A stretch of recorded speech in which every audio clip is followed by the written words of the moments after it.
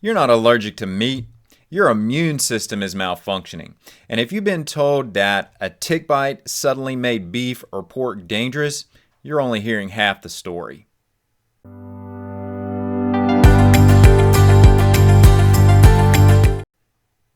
Let's start with what matters most, the facts and the fix. So if you only stay for a minute, you're going to leave with value. Here's the facts.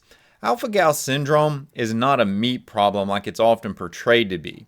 And just as a quick refresher, alphagal is a sugar that's found naturally in all mammalian meat. Whether you're talking about cattle or pork or bison, venison, all of these are going to contain alphagal. And it's not that these foods are inherently a problem or even have become a problem. Humans have eaten these food sources for literally thousands of years with zero issues. In fact, most individuals that consume an adequate amount of animal-based proteins tend to thrive. So it's not that these meats have become dangerous or that we're suddenly rejecting these. And it's also worth noting that the tick is not the cause either. Yes, the tick is a player in the story, but the tick introduces the alpha-gal in an inflamed context. And it's this inflamed context that's really the key to the story. The tick acts as a spark. Maybe think about it as a match, if you will.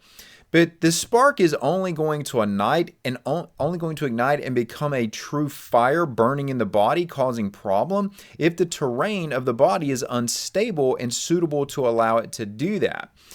You have to keep in mind that you have individuals that are bitten by ticks, that this happens on a routine basis every year, but yet these individuals never develop alpha-gal syndrome. Why is that?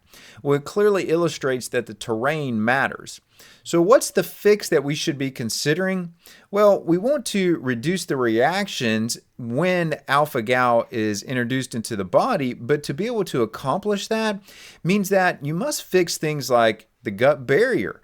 When the gut barrier is broken down, it opens the door for immune system dysregulation, which means you also have to directly tackle the immune system dysregulation and the cells that often are a part of that. Sometimes we look at these as mast cells. There's other groups of cells that play into this story as well, but these all have to be brought back into an overall state of balance. And you're not going to be able to accomplish that on any level if you don't also balance out the microbiome. Remember, we're talking terrain here, the terrain of the body, and the gastrointestinal environment is a big component to that terrain. And once these factors are brought under control, you're going to be able to manage your chronic inflammation, and you're managing your digestion and your immune tolerance pathways all at the same time. That's when alpha-gal is controlled. So avoiding meat doesn't fix any of these that I just mentioned above. It only avoids triggering what's already a broken system, and it's even worth arguing that you probably are cutting out many of the core nutrients that you need to actually resolve alpha-gal. Now, understand that with what I'm sharing with you so far, I'm only getting started. I'm just scratching the surface. But if you like what you've heard so far, well, go ahead and hit that like and subscribe button and make sure that you leave a comment. And since you're this far along and I know this information's piquing your interest, well, you might as well stick around and let me share the rest of the details for you for your new approach to alpha-gal syndrome. Now, if you've never watched one of my videos before, I'm Dr. Arland Hill. I'm a clinician and a rancher, and I see both sides, the physiology and the food. And I bring a unique perspective to common healthcare concerns to put you on a faster path towards optimal health. And from what I see in alpha-gal, it's not caused by meat or by ticks. It's revealed by an immune system that's already lost tolerance that needs to be restored. As a starting point for this conversation, let's dive a bit deeper into why alpha-gal happens in the context of immune system dysregulation. Remember, alpha-gal is a sugar molecule. It's actually alpha-galactose is what that's for, but it's a sugar molecule and it is found in all those mammalian meats that I mentioned earlier. And when that tick does bite, it does introduce alpha-gal into the bloodstream with other immune activating compounds. So it's not just the sugar alpha-galactose going in, there's other immune activating components going in along with that from that tick, which really begins to highlight the point that it's these other components going in that are initiating the trigger to the immune system, that if you've already got an immune system that's overactive, that can't develop a competent response, that begins to explain where alpha-gal becomes a problem, because it's really the combination of things, not just the alpha-gal, but what alpha-gal is also combined with being delivered from the tick. It's the totality of that delivery from the tick that is what winds up the immune system, but it's not just the alpha-gal here. And this is, typically the presentation on this is that you have the delayed allergic reactions when you're eating meat. And often, and these are some of the things that I hear when I hear this conversation come up, is that it gets focused solely around that the tick is what's causing the meat allergy, that maybe the only solution is to avoid meat forever, or that once you've developed alpha-gal, you're stuck with that. There's absolutely no way back from it. You're just going to have to avoid meat for the remainder of your life because now your immune system has lost the tolerance for that. But I have to tell you, I think that is a relatively narrow viewpoint on what's actually going on. And in fact, I would say that it's really nothing more than the surface story. The real story is what's taking place within the immune system, within the body, before that tick bite ever happens. And when you don't pay attention to that, it actually leaves out the most important facts of this overall story, which is the terrain. The terrain dysfunction preceded the tick bite. And so I mentioned that in the intro, but what does that look like in a more detailed way? Well, let me give you a few points on this that I think can help change your perspective if you struggle with alpha-gal, or if you know someone that's struggling with alpha-gal, in terms of how you begin to manage it and not just try to take this position to avoid mammalian meats, to avoid beef or to avoid pork or what other animal-based mammalian meat that you're consuming. So the first area of dysfunction that we'll point to with the terrain is going to be a breakdown of your gut barrier. Sometimes this is often referred to as leaky gut, but that is just really a scratching the surface of what's going wrong here, because now what happens in this scenario is that you've opened the door, the protective gateways, the gatekeepers of your gastrointestinal tract are no longer working as robustly as they should. And as a byproduct of that, now you have exposure by the immune system to we would call these antigens, but these are just foreign components, things that are not native to your body. Now these are having access to the body. And once that happens, this can begin to initiate an inflammatory cascade throughout the entire body. As that inflammatory cascade continues to ramp up, you'll see that there is a loss of oral tolerance, meaning that when you consume foods, and this could be an alpha-gal containing food, it could just as easily be a non-alpha-gal containing food. Those are going to initiate a response from your immune system that continues to amplify that inflammatory activity. This is often, not exclusively, but is often coupled with what we call dysbiosis, which is nothing more than a microbial imbalance in your gastrointestinal tract. And to think about this, you could look at this as there's not an adequate amount of the beneficial bacteria in your GI tract, therefore not playing their role in helping control immune function, or you've got overgrowth of problematic organisms that shouldn't be there. These could be pathogens, these could be non-pathogens, but either way you look at that, there's nothing positive that comes to mind when I'm sharing that with you. But these overgrowths that often happen as a result of this, when these overgrowths take place, they're introducing further immune system confusion. And you're seeing a pattern to what I'm saying already begin to develop, that as this immune system confusion continues to escalate, now, whether it's alpha-gal or some other foreign component, once that comes into the body, your immune system is tagging that and reacting to that. It just so happened for those that struggle with alpha-gal that they had the tick bite and that was their vector of introduction, but it's by all probability not the only thing that they're reactive to. And the stage that I'm laying out here for you is also part of what is continuing to allow that reaction to continue to move forward and progress and not go checked by the immune system. You know, you see right along with this, I mentioned the inflammatory process several times so far. Many of you are familiar now with the name of cytokines. Cytokines are inflammatory mediators, but these are also going to be triggers that can bring the activity of the immune system up or they can bring it back down. In the scenario that we're laying out here today, it's been brought up. So you actually need to take action to work, and I'm going to tell you what that is, but you need to take action to work against that to bring that immune activation down. Poor digestion. This is another one that so commonly goes overlooked. And if you're wondering why I'm making a really big point about each of these areas, it's because they're so precipitous in our population. So many individuals struggle with each one of these things that I'm talking about or subsets of these that I'm talking about. And when they develop alpha-gal, if they have that misfortune, they don't make that connection that these things that they're already struggling with, that are already creating symptoms for them, those were what laid the groundwork for the alpha-gal syndrome to take off. So as far as poor digestion goes, low hydrochloric acid, not having sufficient amounts of acid in the stomach. And right along with that, you'll often see that you don't have adequate enzymes from your pancreas. You don't have adequate bile. And this means that many of these immune system triggers that are making their way through your gastrointestinal tract, well, they're not getting broken down adequately. And you also can just get into this scenario where everything that I've shared with you so far contributes to what's called immune system missignaling.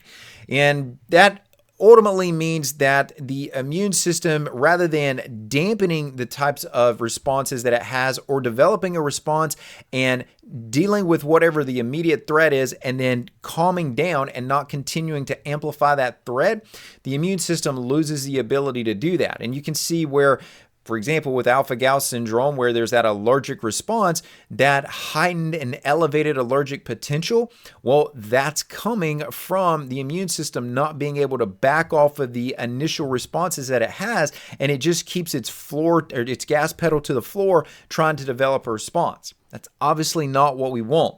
So keep in mind, when it comes to this tick is only exposing the underlying dysfunction, is all the tick is doing. So much content is put out there around the tick. And yes, I'm not saying ignore the tick, but when you look at the statistics on this and note that only 5 to 10% of the people that are bitten by the Lone Star tick are developing alpha-gal syndrome, that tells you that the tick by itself can't be the problem. It's a factor, but it's not the sole problem. The terrain is where the concern should be at. So if you look at or have thought about alpha-gal syndrome as a mysterious allergy, well, hopefully what I've just shared with you takes away a lot of that mystery. You don't want to put such a high level of focus on the avoidance of meat, because when you're doing that, you're also doing that at the expense of repairing your immune system. I typically see that with individuals that consume more meat in their diet, they have a more robust immune response. They generally have a healthier overall gastrointestinal function. And don't misinterpret what I'm saying is to say that you've got to eat a carnivore diet. That's not what I'm saying. My suggestion is that you need to eat a balanced overall diet, but it needs to have an adequate amount of protein in the diet to be able to optimize these functions in the body, just because protein is so heavily demanded for so many different mechanisms.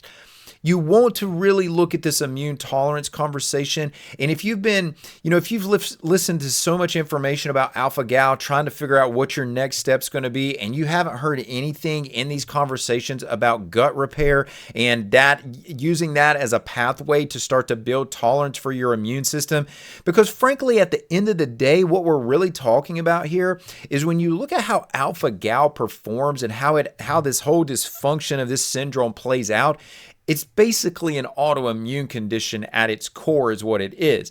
And if you're not going to tackle the gut, if you're not going to tackle immune tolerance as a part of this resolution process that you're engaging in, you're just missing the point here, and you're not going to see the outcomes that you're looking for. Don't get locked into this ideology that you've got to stop eating meat forever. Listen, guys, I'm a rancher. Remember, I told you that at the outset of this video. So I really, over my profession and career, I've looked at how beneficial these food sources are to human health, and to completely cut these out. And I get it. I'm acknowledging that you can have these reactions to alpha-gal, but I'm also telling you, if you're approaching this mindset that you used to eat these foods and now you're never going to eat these foods again, you're leaving a lot of quality nutrition on the table. And maybe the problem here is that no one has given you a stepwise process into how to go back into doing that. I've got that for you here momentarily. So rather than looking at creating more fear, which is typically what happens with the individuals that I speak to with this condition, there's this disempowerment that comes along with it, and the nutrition typically declines right in that same scenario. So I don't want you to get into a pattern where, yes, you've got alpha-gal, but because you didn't deal with the underlying terrain problems, now you're starting to develop sensitivities to other things, and it feels like the whole scenario is just snowballing out of control for you because you haven't been taught to think about this in a bigger manner. Well, all that being said, none of that really even matters if I don't give you a solution to take all of that information and make it actionable. And so that's what I want to do next. Let me break this down for you in what I would consider a 3-step process here. So you do have to control the gut barrier. This is really where the whole system starts to break down. This is what causes the terrain to go to go the wrong direction. And some of the things that you can use simply just to rebuild your gut barrier, L-glutamine, right at the very top of the list. And the other attribute here is not just so much that this is a huge nutrient as far as gut health goes, but it's also directly beneficial to your immune system. It can help with offsetting inflammation directly. And if you haven't been consuming as much protein as is really ideal for you, then having L-glutamine come in can be a way to start to offset some of the negative effects of not having adequate protein coming in through the diet. You can do this with a powder form that generally works best here, just because you do need to get into utilizing gram dosages here to be effective with this, to generate the outcomes that we're talking about. So just keep that in mind. If you want to be somewhere around 9-10 grams, you can use that. You can actually go higher than that and be very safe with these higher amounts, but I would say work up into those dosages. As far as other nutrients that are going to come into this repair process, zinc, specifically zinc carnosine, is one that really gets a lot of benefit here. Vitamin A, your omega-3s, that would be my short list for you. And remember though, this is not just about taking supplements. You've also got to remove things that are problematic. So if that means taking away irritants such as alcohol or processed foods or anything else that doesn't sit well with your GI tract, those things all have to be removed. And the reason that we're doing this is because we want to reduce the exposure of your immune system to these foreign components that are moving through your GI tract that should stay in the GI tract and get excreted. If they're not being excreted, they're activating the immune system. We want to reduce that activation of the immune system, and once that happens, now you can restore tolerance. Once tolerance of the immune system is in place, now you can begin to make some headway on alpha-gal syndrome. But that's phase 1. Phase 2 here is that we want to restore the microbiome. We need your microbiota in place, working on a consistent basis to be able to feed information into the immune system to keep it regulated. You can reduce the problematic organisms, right? So we can use some different compounds to accomplish that. Maybe we use something like oil of oregano or garlic or thyme. There's all kind of olive leaf. There's all kinds of these compounds that you can use to reduce the burden of these problematic organisms that you don't want there, but you also need to restore the activity of the beneficial ones that you do want in place. And you can do that with probiotics, but I have to be honest with you, that's unless you're taking a very targeted approach to the application of probiotics, my preferred strategy here for you in regards to using probiotics to get the immune system to generate the benefit is you want to provide what they feed off of. So provide prebiotics. And that can come in the form glutamine that I mentioned earlier can act as a prebiotic. You can also use what are called short chain fatty acids, butyrate being one of these. These are all going to be beneficial. Various fiber sources are prebiotic in nature. The diversity of foods and the color in the diet, that is extremely important. So vegetables, herbs, fermented foods, polyphenols, all that color is going to be food and nourishing to the microbiota. And wouldn't you know it, increasing dietary protein. And so we want to also do this because not only does this feed the microbiota, but it's also offsetting the decrease in the red meat intake. And when you look at another class that doesn't contain alphagal, another class of meat that doesn't contain alphagal, which is poultry, poultry is a great option here because poultry contains what we call bioactive peptides. These are protein fragments that have direct beneficial therapeutic activity. They modulate the microbiota. One of the ones that comes to mind here for me on this is going to be anserine. There's also one called carnosine, but anserine and carnosine are very akin to each other, but both of these are antioxidants. So yes, when you consume poultry, you are consuming antioxidants that have immune modulating activity, and especially if you're consuming sources that are pasture raised, if you're consuming pasture raised poultry, that's even better. You're getting even more exposure to these components in their diet that are going to modulate your immune system. You want to, again, reduce that overgrowth of what doesn't need to be there, but you want to use targeted probiotics only if that's the strategy you're going to use. But really at the end of the day, use the short chain fatty acids from fiber sources and your branch chain fatty acids from your protein sources. And that's going to calibrate your immune system and allow these microbiota to produce metabolites that are modulatory to the immune system. That's phase 2. What's phase 3? Well, we've got to rebuild immune regulation.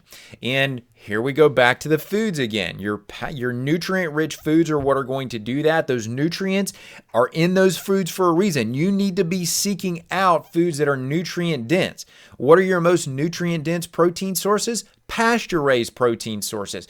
Pick up the pasture-raised chicken. That's what you're looking for. Pasture-raised turkey. These are excellent options.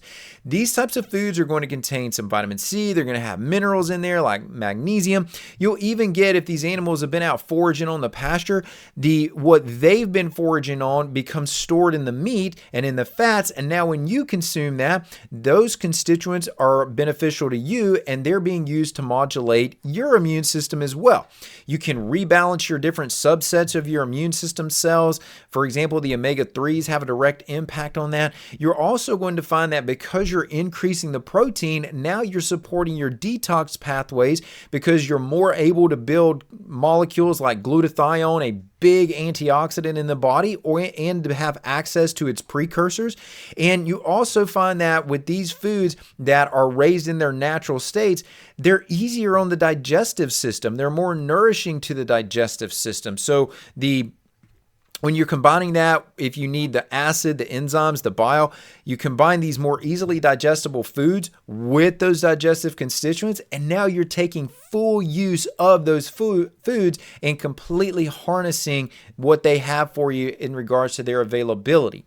And just from a simple lifestyle standpoint, too, that I would just quickly bring to your mind is pay attention to your daily rhythm. Are you getting enough sleep? That's important to your immune system. Are you out being active? Are you engaging in exercise? That's important to your immune system. You have to engage in all of these things if you want stable immune system tone, right? If you just want a stable immune system on and on, and if you want a reduction towards this allergic potential, these are the things that you have to engage in. Now, I did tell you that I would give you what I'm going to call a tolerance ladder. So you're going to walk up this ladder And the idea here is that I want you to have a starting point of how to ultimately get red meat back into your diet. And you're going to reintroduce these over time. The first thing that you're going to start with is going to be tallow and ghee. Now, of course, if you tolerate these, but these are fats. These are not the proteins and these are not the sugars. These are the fats. And so ghee especially it's just clarified butter, right? So it's just the fat. So tallow, ghee, these would be my starting point for you. The next step up from that is going to be broths or collagen. These are also going to reduce the probability of your reaction, not to mention all the healing qualities that they have. We'll save that conversation for another time. Then from there, you're going to step up to your slow cooked meats and use these initially in smaller portions and then move up to larger portions. And then once you're comfortable with that, go ahead and your final step is going back into doing full servings of red meat. Now, if you've been doing what I suggested in phase 1, phase 2, phase 3, you should be able to walk back up this ladder and ultimately get back into consuming red meat. If you've been told to avoid red meat for the rest of your life because of alphagal syndrome, you deserve a better explanation. A tick bite may have lit the fire, but the terrain determined whether or not it burned. And when you fix the terrain, I've seen too many times that your tolerance returns to think that it won't happen for you as well.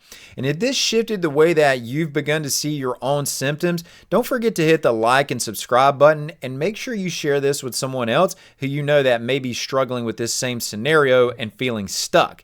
And if you want to learn how to crush your anxiety and sleepless nights, which can go right along with this same conversation, well, go ahead and check out this video on the screen right now.